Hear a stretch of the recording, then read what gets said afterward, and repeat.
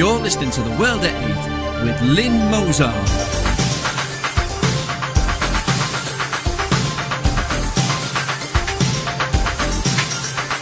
The World at 8, the number one in nationalist news. Highlights of the news today, Wednesday the 13th of March. UN admits BBC journalist baby killed by Hamas. Hey, you 47%ers and entitlement whores, there are high-paying jobs in Saudi Arabia. Foreign aid, where there is a will, there is a way. Dutch raise terror threat over Syria fighters. Prince Charles and Camilla visit camp for Syrian refugees. Belgium proposes limiting influence of Islamic political party. Reverend West, Queen to sign homosexual rights charter. Giant foot-long snails are taking over the world. Arabs outraged over Israel's loyalty oath. US training Syrian rebels in Jordan, Der Spiegel reports. Thought for the day, does the media print crap or is it the truth? And finally, merrily, merrily down the stream.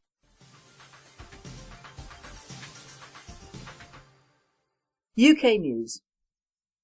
UN admits BBC journalist baby killed by Hamas.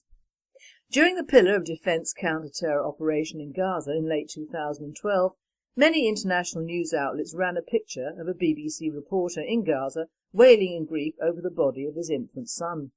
The child's death was blamed on Israel. Now, however, a UNHRC report has found that the child was apparently killed by Hamas.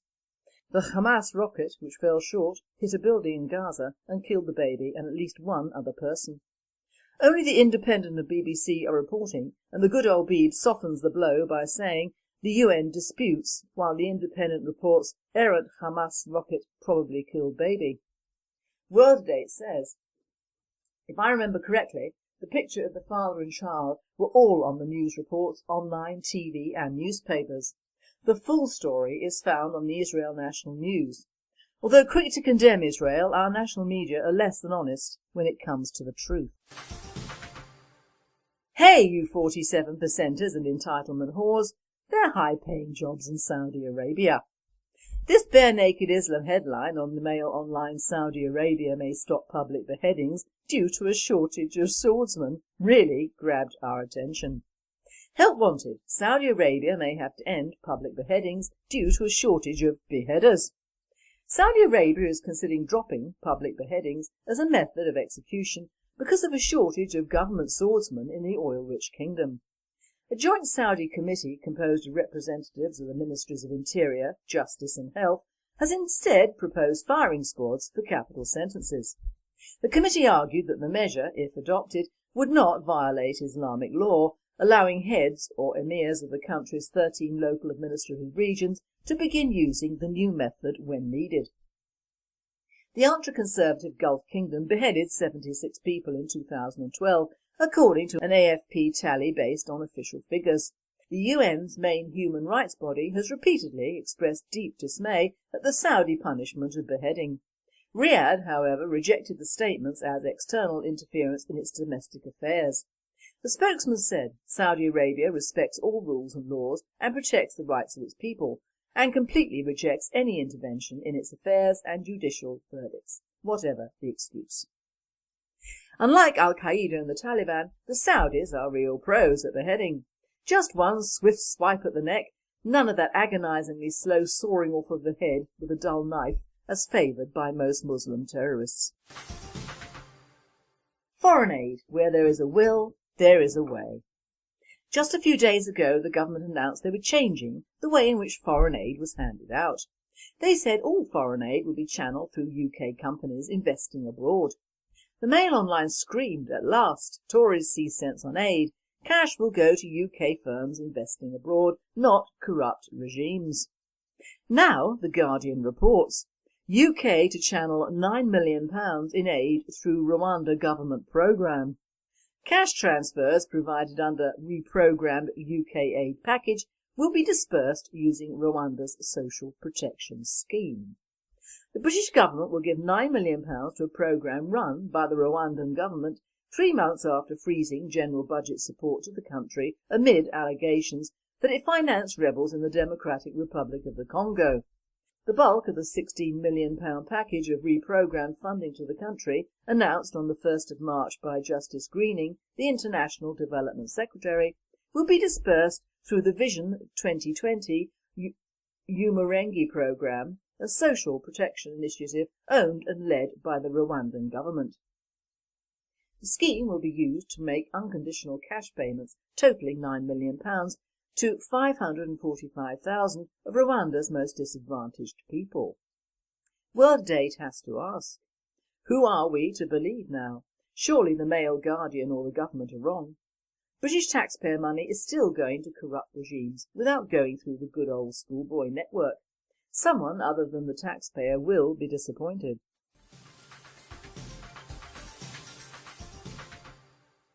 European news.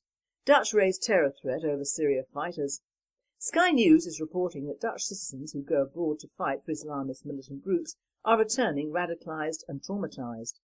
The Dutch government has raised its terror threat level over fears Dutch citizens are fighting in Syria and returning radicalised.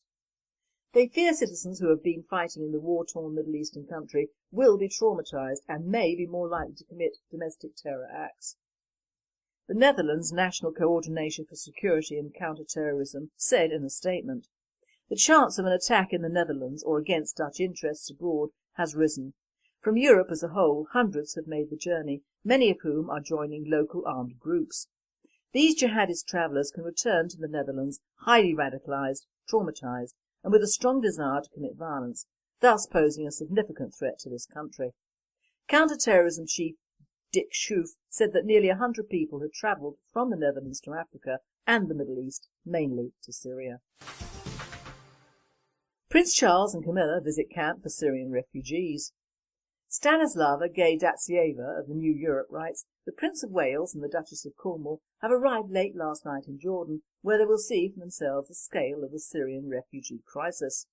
Prince Charles and Camilla visited on Wednesday a camp for Syrian refugees in the northern part of the country as part of a trip to the Middle East.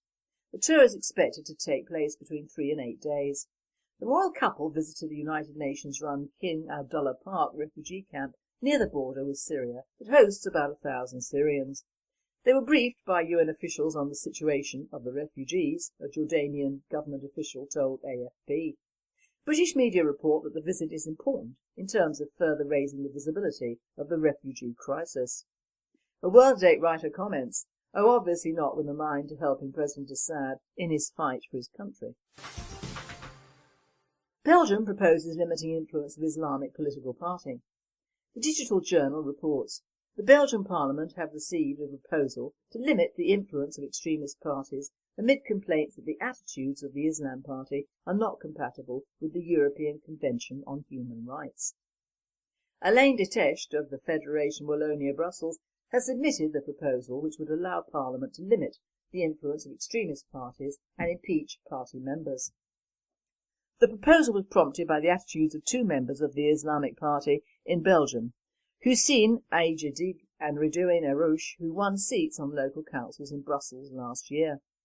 A World Date reporter says, "After viewing the British government and the media castigation and demonisation of British nationalists over the past 20 years, and more, I'm torn on this issue.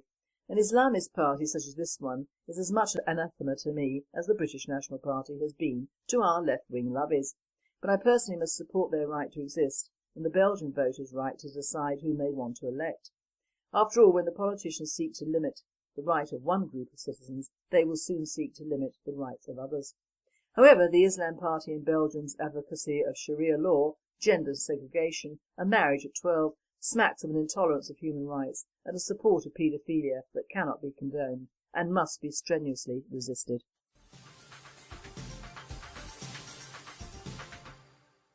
I now hand you over to the Reverend West for his mid-month talk on HM the Queen. Her Majesty the Queen, the Supreme Governor of the Church of England, signs up to Commonwealth Charter on vile affections. The far left and Hampstead Heath agenda for total sex equality and vile affections, homosexuality, has finally bitten its poisoned fangs into the monarchy. Her Majesty the Queen is to sign a new British Commonwealth of Nations Charter on homosexual rights, together with the usual humbug and complete and utter tripe about equality. Iniquity, more like, is now to be encouraged to reign supreme throughout most of the former empire, an empire which was great in its day because it was based on morals and Christianity, an empire which our forefathers fought to save in 2 world wars. This is most surely a betrayal of those who gave so much. It is also a breach of the law and light of nature, the teaching of the Holy Bible and of most religions. It is against the wishes of all of her peoples outside the perverts and privileged precincts of the Westminster political and media village, a village that covered up the detestable practices of both Cyril Smith, MP, and Sir Jimmy Savile, MBE, for over 40 years. And it is also a breach of Her Majesty's coronation oath to uphold the Protestant Reformed religion as by law established. Are we absolved thereby from our allegiance to her, or to that of her government? It would seem so, at least morally, and possibly also legally, under the terms of the Coronation Oath itself and of the Bill of Rights Claim of Right of 1689. But I doubt very much whether any court or magistrate would uphold that at the current time and in the present circumstances. Within 60 years we have fallen from being at the heart of an empire our own. We have fallen to becoming a province in some sense and to some degree of a very unholy European Union. Our sovereign is now, in a sense and to a degree, a mere subject of a supranational power, the European Union, together with its Intergovernmental Council of Ministers and its supranational EU Commission and European Court of Justice. Moreover, the treaties establishing that process of ever further union bind the signatories to always give up power and to never give it back. How deceptive our politicians are in all of this process. The Queen is also as much subject to these sources of power as she is, by our own domestic constitutional conventions, of always following the advice of her Prime Minister, in this case David Cameron. He is the so-called moderniser, what a weasel word, behind the whole vile agenda, promoting practices that are so old and so wicked they are condemned. They are condemned in the Old Testament, and not just the New. Yet some of her African and Asian subjects are not subjects or slaves in any sense. They are sovereign independent states. But they are vulnerable to neo-imperial and post-colonial pressures in the form of the proffering of foreign aid from Britain, but with strings attached, to the effect that they follow the degraded Cameron-backed agenda under a veil of complete and utter eyewash and humbug. Patriots should be moralists and, wherever possible, upholders of the natural law and of Christian beliefs and values. This is what made Britain and the Empire great. Homosexual deeds are still illegal, thank God, in 41 of the 54 sovereign states and countries of the British Commonwealth. In Malawi, formerly Nyasaland, buggery still attracts criminal penalties of up to 14 years in prison. Uganda and Ghana, formerly the Gold Coast, likewise are holding out against pervert neo-imperialism, so beloved of Cameron and the Labour and Liberal Democrat parties.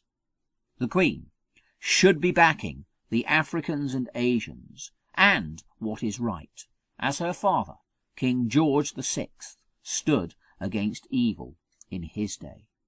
Only in this way will she be a credit to herself and to the Church and State over which she is, respectively, the Supreme Governor and Head.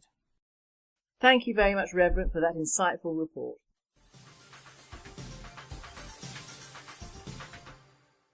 World News. Giant foot-long snails are taking over the world.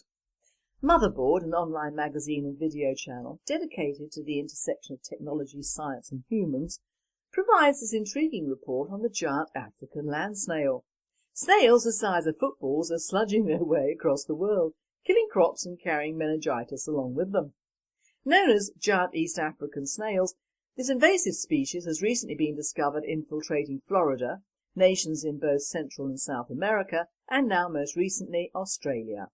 The snails are kind of terrifying, seeing as how they can grow up to a foot long, can weigh in at over 2 pounds, and are capable of eating over 500 different species. And yes, they can also lay 1,200 eggs a year, and have few natural enemies in many of their new habitats. Worse, they can give people life-threatening meningitis. The BBC recently reported that in tropical regions, giant African snails, as well as other types of slugs and snails, can carry a nematode, a kind of parasite, called the rat lungworm. These minute worms, if ingested, enter the circulation and travel to the brain, where they can lead to eosinophilic meningitis. As for the big ugly snails, they're a persistent pest of the worst order. They're a problem in their native Africa too. But a Nigerian nutritionist might have a solution. Cook them up and eat them. They're apparently rich in protein and more filling than beef. The World Date writer comments, bear in mind that it is in tropical countries they carry this worm, not in cooler climes, so try not to all race out and stamp on ordinary snails. Our snails do a good job in the garden of keeping down pests, so keep hysterics out of the picture. But it must be said that our authorities should keep a close eye on imported bushmeat and foods from those countries that are infected. Arabs outraged over Israel's loyalty oath. From Newser, we learn that Israel's Foreign Minister Avigdor Lieberman's bill would force non-Jews to pledge loyalty to a Jewish state. Israel's Arab minority is decrying a new law that would force new citizens who are not Jewish to pledge a loyalty oath to the Jewish and democratic state. Critics say the bill is yet another move intended to stifle dissent and marginalise the country's Arabs, who already feel like second-class citizens, the AP reports. The bill's defenders, who include Benjamin Netanyahu, says Israel must preserve its Jewish identity. The bill comes from Foreign Minister Avigdor Lieberman of the ultra-nationalist Yisrael Beteinu party. Some speculate that Netanyahu is backing the bill to get Lieberman to acquiesce to concessions in the Palestinian peace talks. The cabinet shot down an earlier, harsher version of the bill, which would force even current citizens to take the oath, stripping them of that citizenship if they refused. World Date says, the world's immigrants and refugee camp, otherwise known as the United Kingdom, could take a leaf from the Lieberman lesson book. USA training Syrian rebels in Jordan, Der Spiegel reports. From the Huffington Post we first learned the Americans are training Syrian anti-government fighters in Jordan, according to the German weekly Der Spiegel. Spiegel said it was not clear whether the Americans worked for private firms or were from the army, but said some wore uniforms. The training focused on use of anti-tank weaponry. And Russia Today tells us last October the Pentagon confirmed that a small group of US Special Forces and military advisors had spent the summer in Jordan training the country's military to act in case Syria used its chemical weapons. Reportedly, select groups of Syrian rebels were trained too. Some 200 men have already received such training over the past 3 months, and there are plans in the future to provide training for a total of 1,200 members of the Free Syrian Army in 2 camps in the south and east of the country. Britain's Guardian newspaper also reported that US trainers were assisting Syrian rebels in Jordan. British and French instructors were also participating in the US-led effort, the Guardian said on Saturday, citing Jordanian security sources. A spokesman for the US Defense Department declined immediate comment on the Der Spiegel report. The French Foreign Ministry and Britain's Foreign and Defence Ministries also had no comment.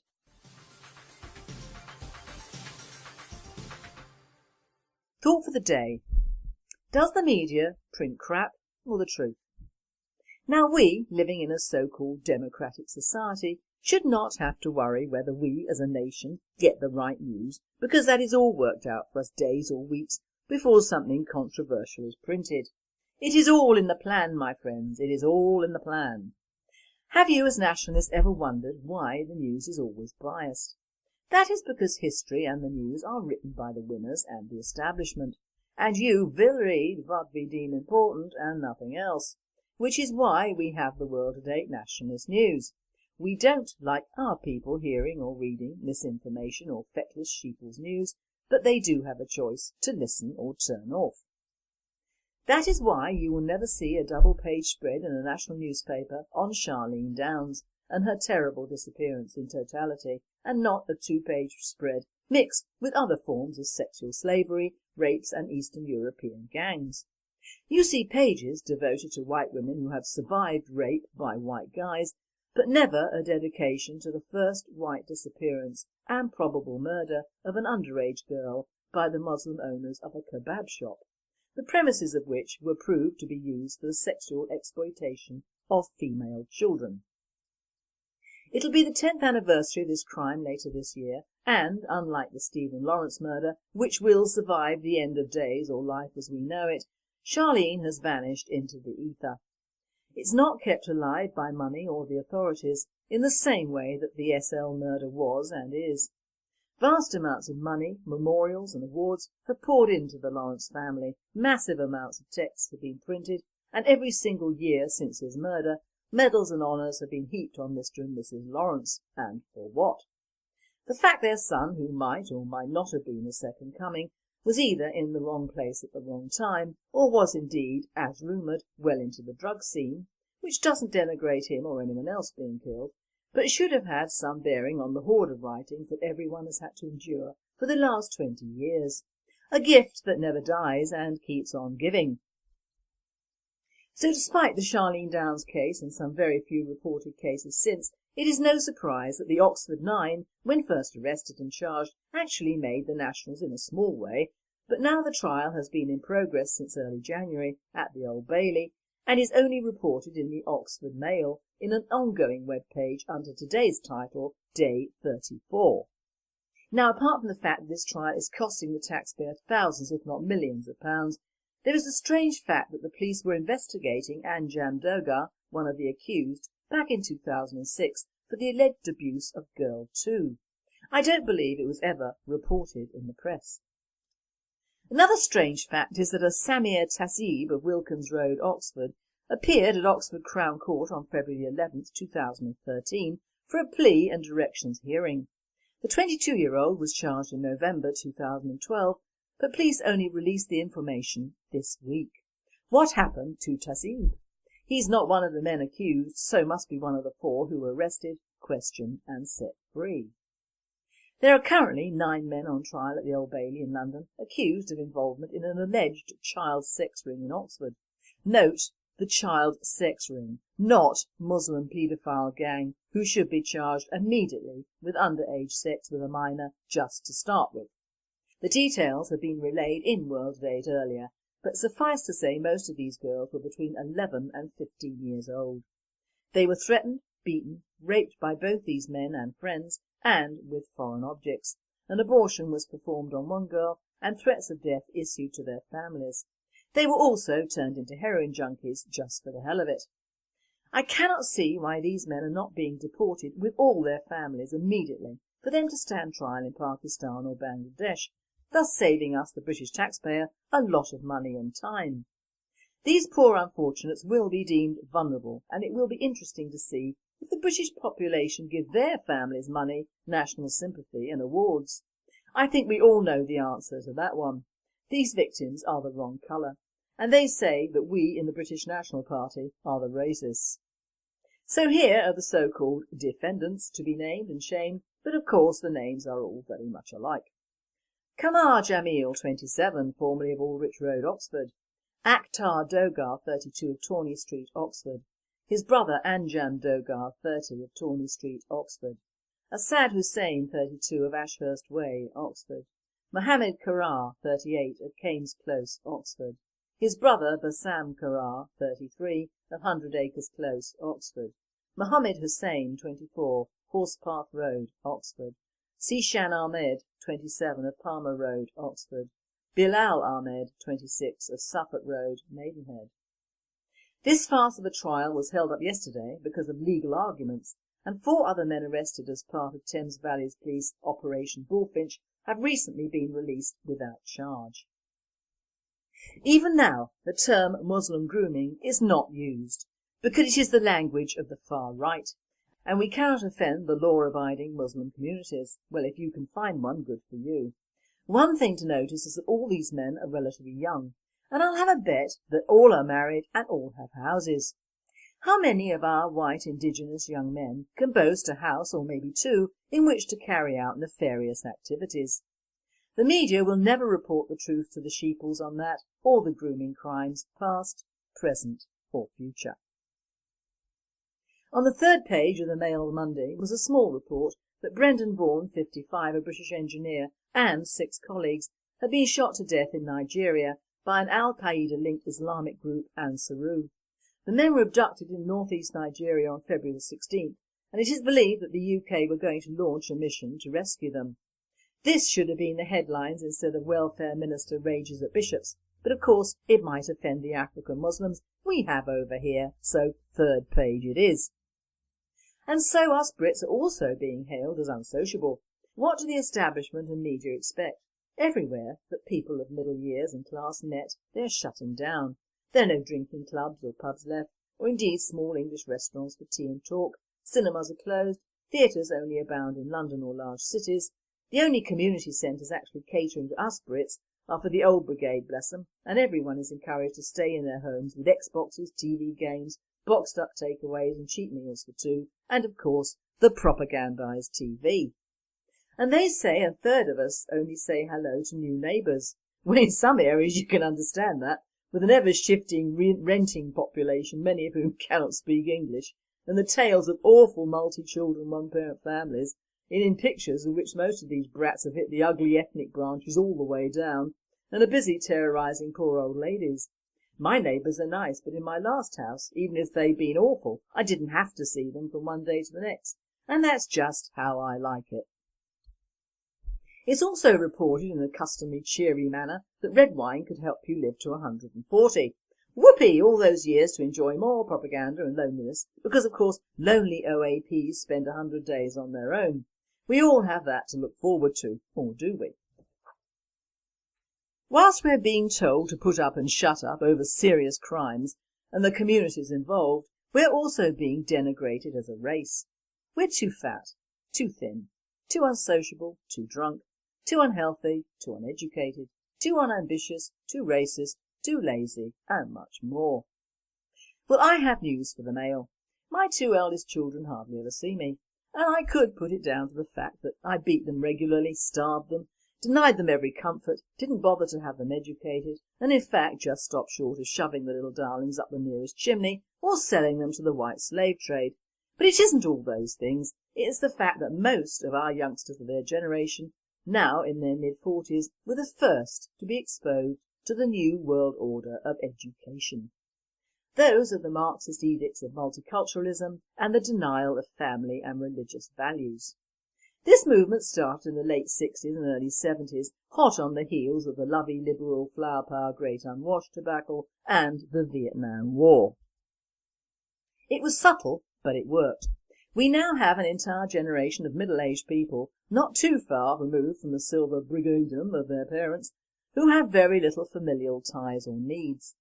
I can speak from experience. Although my mother and I were very close, when I was in my early 40s, I didn't think that my mother was probably lonely on the south coast.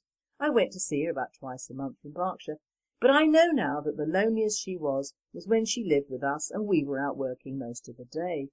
But when you're younger, you just don't think along those lines. I was brought up without a large family and have never had a great familial pull, but nowadays familial ties are not encouraged for up-and-coming generations. The elderly are fast becoming a dirty word, especially in the light of economic disasters. We are told that our elderly should be grateful to lose their homes to the very people who might, if they are of good mind and paid enough, wipe our backsides in the future. Our children differ from the people they appear to accommodate and admire in that our kids hold very little respect for their elders in general, and indeed are brought up, if at all, with no discipline or rules. One of the main reasons our society will not survive, as it has done for hundreds of years before, is that there are no rules at all, but the Satanist rule: do what thou wilt, it shall be the whole of the law, alias just do what you want to do. There is no room any more for family, friends, socialising or caring. Well, not in British homes. I lay the fault of this firmly at the doors of education and the media, the two greatest propaganda tools of all time, one for the youth and the other for the more mature. Just look around and use your eyes to see the difference in towns and cities nowadays. No one resents progress, but is that what we have, progress? I think not. And finally, happily merrily down the stream, from the Telegraph, a seal, nicknamed Keith, joined in a group of paddleboarders near Gloucester for about 10 minutes whilst they were navigating the River Severn. Keith, who's become somewhat of a celebrity since he swam upstream in January and was the subject of a Facebook campaign to save him after a plot by anglers to shoot him to protect fish stocks. Keith is actually a female and was filmed in the river by a paddler swimming alongside the board. Paddleboarder Tristine Bourne, 34, said it was a shock to see the grey seal staring back at me. It was really friendly and tame. It swam right up to my board and started playing with us. It nipped my paddle and then tried to climb onto my board. I had to go down on my knees because I didn't want the little critter toppling me in. I couldn't believe it. You really don't expect to meet a seal when you're paddling 40 miles inland. This presenter says, poor Keith. Most anglers throw back fish anyway, so what was the problem? Some people will kill anything. Long may Keith or Kerry reign and swim free. You've been listening to The World at 8. I am Lynn Mozart, and I wish you all a very good night. Programme funding to the country, announced on the 1st of March by Justice Greening, the International Development Secretary, will be dispersed through the Vision 2020 Umurengi Programme, a social protection initiative owned and led by the Rwandan government. The scheme will be used to make unconditional cash payments totalling £9 million to 545,000 of Rwanda's most disadvantaged people. World Date has to ask, who are we to believe now? Surely the Mail, Guardian or the government are wrong. British taxpayer money is still going to corrupt regimes without going through the good old schoolboy network. Someone other than the taxpayer will be disappointed.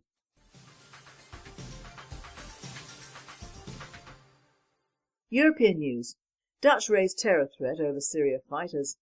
Sky News is reporting that Dutch citizens who go abroad to fight for Islamist militant groups are returning radicalised and traumatised. The Dutch government has raised its terror threat level over fears Dutch citizens are fighting in Syria and returning radicalised. They fear citizens who have been fighting in the war-torn Middle Eastern country will be traumatised and may be more likely to commit domestic terror in Arabia. This bare-naked Islam headline on the Mail Online Saudi Arabia may stop public beheadings due to a shortage of swordsmen really grabbed our attention. Help wanted. Saudi Arabia may have to end public beheadings due to a shortage of beheaders. Saudi Arabia is considering dropping public beheadings as a method of execution because of a shortage of government swordsmen in the oil-rich kingdom. A joint Saudi committee composed of representatives of the Ministries of Interior, Justice and Health has instead proposed firing squads for capital sentences. The committee argued that the measure, if adopted, would not violate Islamic law, allowing heads or emirs of the country's 13 local administrative regions to begin using the new method when needed. The ultra-conservative Gulf Kingdom beheaded 76 people in 2012, according to an AFP tally based on official figures. The UN's main human rights body has repeatedly expressed deep dismay at the Saudi punishment of beheading. Riyadh, however, rejected the statements as external interference in its domestic affairs. The spokesman said Saudi Arabia respects all rules and laws and protects the rights of its people, and completely rejects any intervention in its affairs and judicial verdicts, whatever the excuse. Unlike Al-Qaeda and the Taliban, the Saudis are real pros at beheading. Just one swift swipe at the neck, None of that agonisingly slow sawing off of the head with a dull knife as favoured by most Muslim terrorists. Foreign aid. Where there is a will, there is a way. Just a few days ago the government announced they were changing the way in which foreign aid was handed out. They said all foreign aid would be channelled through UK companies investing abroad. The Mail Online screamed, "At last, Tories see sense on aid. Cash will go to UK firms investing abroad, not corrupt regimes." Now, The Guardian reports, UK to channel £9 million in aid through Rwanda government programme. Cash transfers provided under reprogrammed UK aid package will be dispersed using Rwanda's social protection scheme. The British government will give £9 million to a programme run by the Rwandan government 3 months after freezing general budget support to the country amid allegations that it financed rebels in the Democratic Republic of the Congo. The bulk of the £16 million package of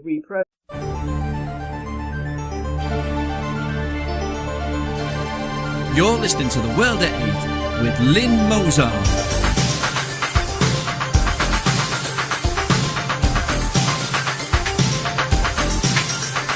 The World at 8, the number one in nationalist news. Highlights of the news today, Wednesday the 13th of March. UN admits BBC journalist baby killed by Hamas. Hey, you 47%ers and entitlement whores, there are high-paying jobs in Saudi Arabia. Foreign aid. Where there is a will, there is a way. Dutch raise terror threat over Syria fighters. Prince Charles and Camilla visit camp for Syrian refugees. Belgium proposes limiting influence of Islamic political party. Reverend West, Queen to sign homosexual rights charter. Giant foot-long snails are taking over the world. Arabs outraged over Israel's loyalty oath. US training Syrian rebels in Jordan, Der Spiegel reports. Thought for the day, does the media print crap or is it the truth? And finally, merrily, merrily down the stream.